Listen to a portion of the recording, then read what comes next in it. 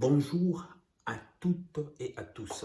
Dans cette vidéo, en fait, je vais revenir sur un sujet que j'entends pas mal des gens autour de moi me faire part. Et quand je te parle de ces gens, je parle spécifiquement ici des gens qui sont à la poursuite de la réalisation de leurs objectifs.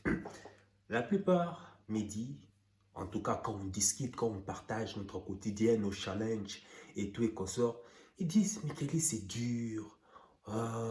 Tu sais, des fois je me demande, est-ce que ce que je suis en train de faire, est-ce que ça en vaut vraiment la peine ou pas? Tu sais, c'est tellement dur. Regarde, il y a ceci qui m'est arrivé. Regarde, mon site a été bloqué. Regarde, Google vient de suspendre ma page, donc je ne sais plus vendre. Ah, regarde, tel prospect m'a envoyé balader. Regarde, il est difficile de recruter des gens. Bref, Michael, c'est dur, c'est dur, c'est dur, c'est dur. Est-ce que tu penses que ça en vaut vraiment la peine? Oui, le business est bon. Le business est un modèle, vraiment exemplaire, tout est consort. Mais est-ce que vraiment ça en vaut vraiment la peine? Des fois, je me demande si ça en vaut la peine. Mais toi, comment est-ce que tu fais pour pouvoir tenir et tout est consort? Bref, tu l'auras compris. En gros, moi j'appelle ça tous des excuses. Des excuses. Il y a même une même qui s'est mise à me dire, écoute, moi je dois dormir 8 heures de temps, c'est très important pour moi, parce que si je ne dors pas 8 heures de temps, je deviens de mauvaise humeur, je commence à avoir la migraine, je commence à avoir des maux de tête. Bref, toutes les raisons qui lui montrent qu'il doit justifier sa peine, sa douleur, sa souffrance. Une fille que je connais, qui me l'a dit. Et dès là, moi, je la regarde. J'ai dit, mais écoute, quand moi, je dors par jour 4, 5 heures de temps, et déjà, tu es témoin, tu m'as vu les 3 derniers jours, je n'ai dormi que 3, 4 heures. Et j'ai été obligé d'aller conduire 1 heure et demie, aller 1 heure et demie, retour, pour aller faire des check-in et check-out dans mes appartements qui sont loués. Pourquoi? Parce que simplement des travailleuses et des travailleuses ne sont pas motivés à travailler le week-end. Oui, nous sommes en Belgique, c'est comme ça. Les gens ne veulent pas travailler le week-end. J'ai été obligé moi-même d'aller le faire. J'ai dit, mais quand je dors 3 heures, quand je dors 2 heures, quand je dors 4 heures, tu crois que moi je n'ai pas de douleurs? Tu crois que moi je n'ai pas de souffrances? Tu crois que moi je n'ai pas de maux de tête? Oui, mais toi tu es différent. Toi tu t'es déjà habitué. Bullshit. Moi habitué? Non, ça n'a rien à voir. Tout ce que tu ressens comme mot, tout ce que tu ressens comme douleur, tout ce que tu ressens comme peine lorsque tu es en train de travailler sur ton business, moi aussi je le ressens. Il ne faut pas croire que tu es la seule à pouvoir vivre cette misère. Moi aussi, je suis en train de vivre cette expérience. Mais la seule différence entre moi et toi, c'est que quels que soient ces aléas, quels que soient ces challenges, quelles que soient ces situations, quelles que soient ces circonstances négatives, je me dis seulement une seule phrase. Job must be done. Je dois faire mon travail, point barre. Je dois simplement faire mon travail. Parce que si je ne le fais pas, qui va le faire à ma place? Le travail doit être fait. Parce que si je ne le fais pas, c'est tout mon univers qui s'écroule. Parce que quand je reçois ces douleurs qui sont en train de m'envahir, qui sont en train de me sévir, j'ai l'impression d'avoir derrière moi un Russe avec une Kalachnikov derrière moi. Il dit, alors, tu as fait tes actions que tu t'étais promis de faire ou pas? Si tu ne le fais pas, je te flingue tout de suite. Bouge ton cul. Ben oui, c'est comme ça moi je suis. Parce que je n'ai personne, je n'ai pas de couverture. Alors forcément, justement, mon corps s'adapte, mon corps survit. J'oblige mon corps à m'obéir et non pas moi à obéir à mon corps. C'est une question de mindset. Si toi, tu te sens obligé de dormir 8 heures de temps, 10 heures de temps, peu importe. Si toi, tu te sens obligé de pouvoir te reposer ou quoi que ce soit, c'est parce que simplement, tu sais quoi? Tu vis dans le confort. Tu es confortable. Parce qu'à partir du moment, je te prends un exemple. Si tu es une femme et que tu n'as pas dormi, imagine que les 2 derniers jours, tu n'as dormi que 3 4 heures de temps. Puis le troisième jour, tu apprends que ton fils est malade ou ta fille est malade. D'urgence. Et tu dois aller l'amener la nuit aux urgences. Ton fils ou ta fille est entre la vie et la mort. Tu penses que tu vas dormir cette nuit parce que les 2 derniers jours, tu n'as pas dormi assez? Bullshit, ouais. Tu vas rester éveillé en espérant que ton fils ou ta fille puisse pouvoir survivre, n'est-ce pas? Ah ben voilà. C'est comme ça, moi, je me sens lorsque je dois travailler sur mes objectifs business, sur mes objectifs de vie, lorsque je dois travailler sur ma vision. C'est comme si mon fils ou ma fille est entre la vie et la mort. Alors je dois faire ce qui est à ma responsabilité pour pouvoir débloquer la situation, pour pouvoir faire un pas de plus dans la réalisation progressive de mes objectifs. Voilà pourquoi j'ai dit c'est une question de mindset. Ça veut dire que si toi, tu n'arrives pas à ces points de non-retour, ça veut simplement dire que, en prenant l'exemple, que ton fils ou ta fille n'est pas malade et à l'aise. Donc voilà pourquoi tu te donnes l'excuse de pouvoir justifier que non, je dois me reposer. Parce que soi-disant, tu as travaillé, tu as fait 2 nuits blanches, 3 nuits blanches, ou même pas 3 nuits blanches, ou peut-être que tu n'as dormi que 5 heures ou 6 heures de temps. Tu crois que les difficultés n'arrivent qu'à toi? Non, ça m'arrive aussi à moi. Mais la seule différence, c'est que quand ces difficultés arrivent, pour moi, c'est comme si ma fille ou mon fils se trouve entre la vie et la mort. Alors, je dois trancher, je dois faire tout ce qui est à mon pouvoir pour trouver la solution. Le fait est que vous n'êtes pas encore dans des situations d'urgence. Voilà pourquoi, jusqu'à présent, tu n'as pas encore fait le premier pas. Voilà pourquoi tu n'as pas encore mis en place des actions pour pouvoir débloquer une situation de ta vie qui va te permettre simplement d'avoir le choix. Voilà pourquoi tu n'as pas même encore commencé le business LR. Voilà pourquoi tu ne t'es même pas encore renseigné, voire même me demander, m'écrire par mail. Et je voudrais savoir quel est le plan marketing, quel est le plan financier de business, comment est-ce que ça se passe. Voilà pourquoi, parce que tu es confortable. Tu es simplement confortable, c'est tout. Tu as besoin de ces conforts, tu justifies simplement tes raisons, tes excuses, parce que tu es dans ton confort bien peinard. Mais à partir du moment où tu entres, tu as quelque chose qui compte le plus pour toi dans la vie. Et cette chose, imagine bien, cette personne se trouve entre la vie et la mort. Tu crois que tu seras à l'aise? Voilà. Voilà la raison. Que tu justifies tout le temps que non, ben je dois me reposer. Ah, c'est difficile, je peux pas. Si c'est difficile, ben fais les choses qu'il faut. Va te renseigner. Use tous les moyens possibles en ton pouvoir pour trouver une solution. C'est ça un entrepreneur. Et c'est ça justement qui est enrichissant parce que tu vas au-delà de ta zone de confort. Parce que tu vas explorer les zones inconnues de ta personnalité pour aller dénicher tes forces, pour aller justement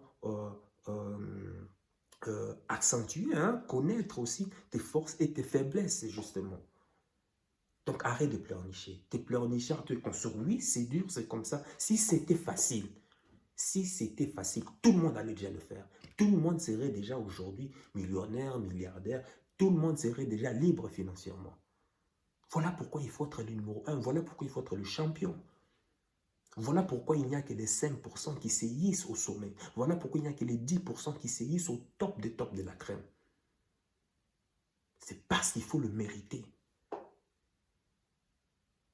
Sinon, n'importe qui allait simplement par un coup de baguette magique et puis bon, voilà, on est riche, c'est bon, on se met à dormir. Non, ça ne se passe pas comme ça. Tu es en train de te plaindre actuellement. Eh bien, reste dans ton fauteuil. Reste dans ton fauteuil parce que justement, ça ne va pas changer ta situation. Ça va en quelque sorte réconforter encore, accentuer encore la position dans laquelle tu te trouves. Les problèmes t'arrivent, trouve des solutions. C'est comme ça la vie. Hein.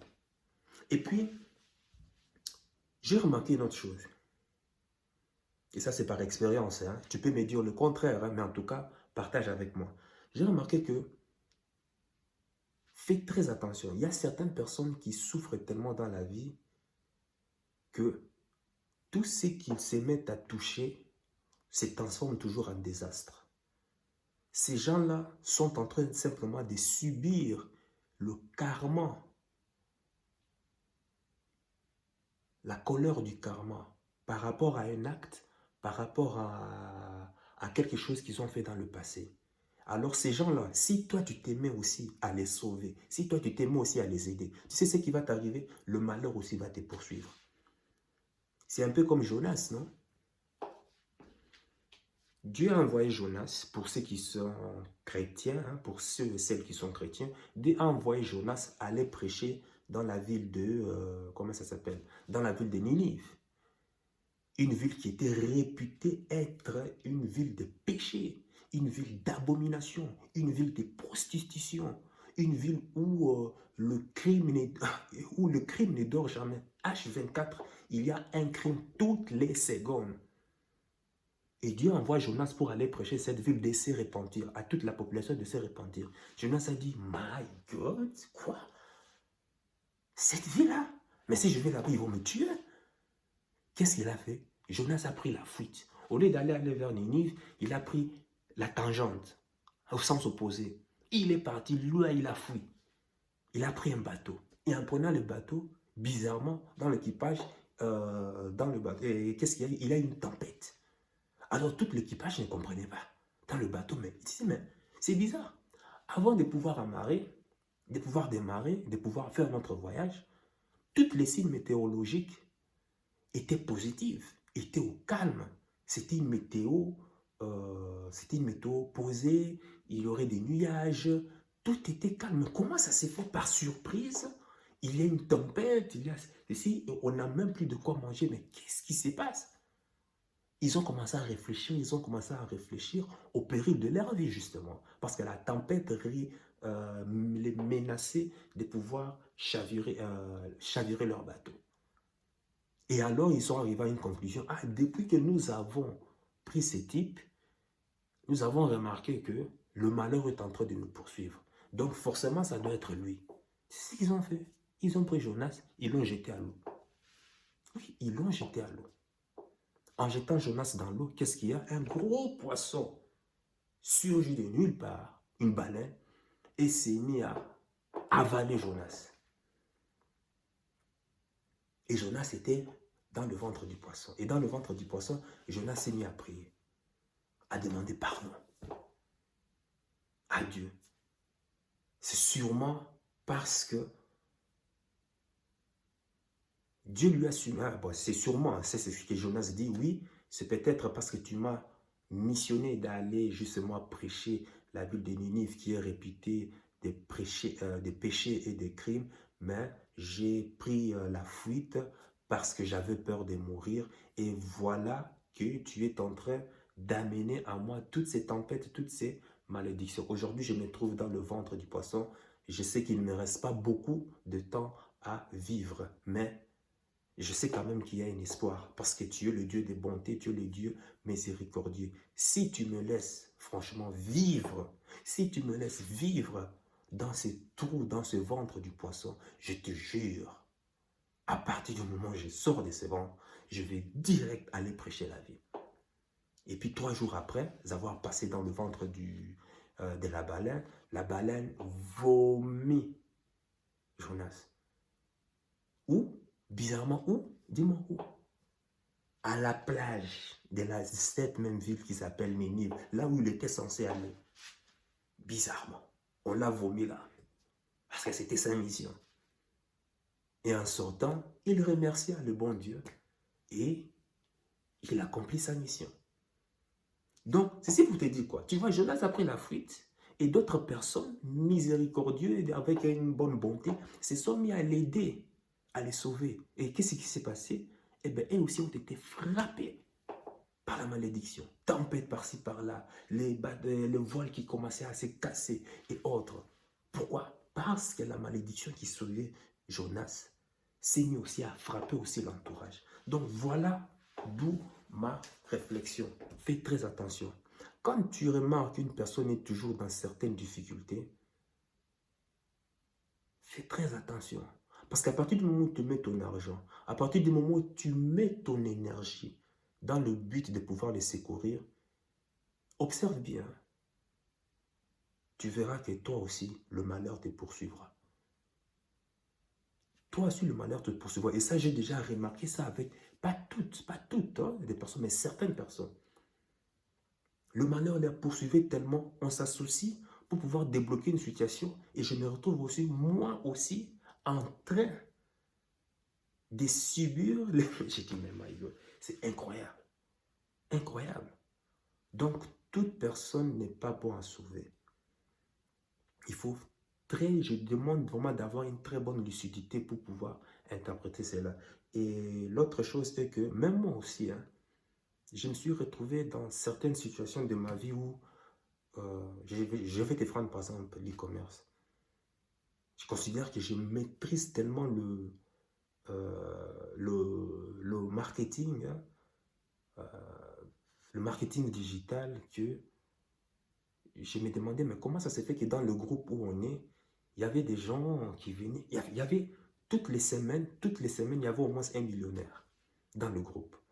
Tu voyais des screenshots avec, ouais, je viens de dépasser 300 000, 400 000, 500 000, 600 000 euros, 1 million. Bref, toutes les semaines. Mais je dis, mais le même produit que moi j'ai essayé de tester, et une autre personne le fait, boum, ça explose. Alors moi je le fais, impossible. Je dis, mais ça va pas là. Qu'est-ce qui se passe avec moi?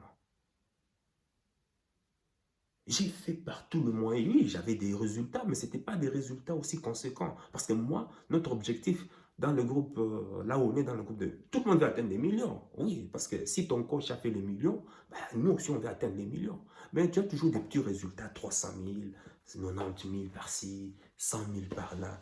Pas de résultats vraiment concluants, quoi. Alors que d'autres personnes, avec le même produit que je teste, bon, ils font 850 000. 850 000 euros. Je me souviens, j'ai confié un produit à une personne sur le même marché et la personne s'est mise à faire 850 000 euros en une semaine. J'ai dit, what? En appliquant les mêmes techniques de notre coach. J'ai dit, alors, j'ai compris qu'il y a quelque chose avec moi. Mais quoi? Ben, justement, cette partie, je te le dirai. Parce que ça a été un très long voyage. Un très long voyage qui m'a ramené à mon enfance.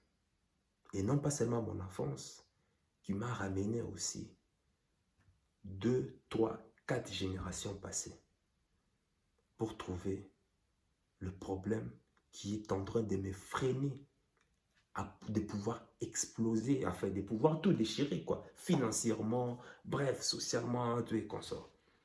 C'est bien hein, d'avoir de l'espoir, d'avoir de la motivation, de l'enthousiasme, tout et consorts, mais il y a un truc que je voudrais que tu prennes en considération. C'est vrai qu'il y a les actions, il y a les activités, mais de notre part, l'autre part de la balance de l'équilibre du travail, il y a ce qu'on appelle la partie invisible qui compte à 99,9% pour ta réussite, pour ton succès. Et ce 99,9%, c'est la foi, l'enthousiasme, la spiritualité, l'espérance, quoi encore, l'esprit, tout ce qui est d'ordre d'esprit, ton pourquoi, tes objectifs, bref. Et puis de l'autre côté de la balance, qui représente le 1% ou 0,1%, c'est tout ce qui est action, activité, toute action, tout comportement, tout acte que tu dois faire physiquement, sortir, faire ceci, prendre le téléphone, sonner, écrire un email, qui va justement te permettre de progresser pas à pas, logiquement, vers ton but principal.